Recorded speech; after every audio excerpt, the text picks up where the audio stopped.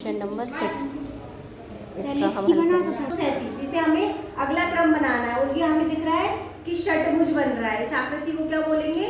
षटभुज। षटभुज का मतलब जिसकी 6 भुजाएं हैं। ये डॉट से इसमें एक घेरा था, फिर ये 2 3 बिंदी आ गई, फिर ये 4 बिंदी हो गई। 1 2 3 4 5 6 भुजाएं मतलब षटभुज। अब 4 के बाद कितनी बिंदी होगी? 5। तो ये 5 इसको हम बनाएंगे।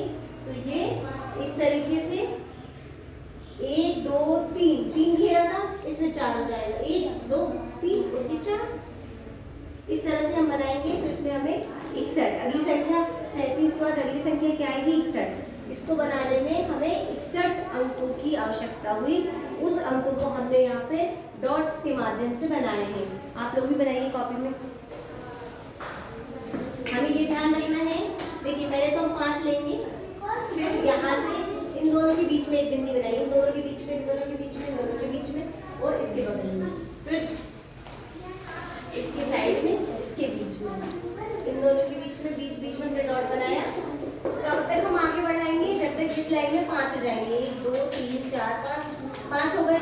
इसके बाद हम एक कम करते जाएंगे। अब हम इधर ना लेके इन दोनों के बीच में, बीच में, बीच में, फिर बीच में, इन दोनों के बीच में, इन दोनों के बीच में, इन दोनों के बीच में और इन दोनों के बीच में। अब हम कम करते जाएंगे। पहले हम बढ़ाते जा रहे थे, अब इन दोनों के बीच में ये वाला डॉट। अगले क्या करेंगे? हम इन दोनों के बीच में एक डॉट, एक डॉट, एक डॉट, एक डॉट, एक डॉट। अब इन दोनों के बीच में एक डॉट। अब यहाँ पे कितने हो गए? 5। तो देखो इस साइड में भी 3 और 2 5, 3 और 2 5, 3 और 2 5, 3 और 2 5, 3 और 2 5, 3 और 2 5। तो ये हमारा बिल्कुल सही बनके तैयार हुआ है षटभुज। कॉपी में बनाइए।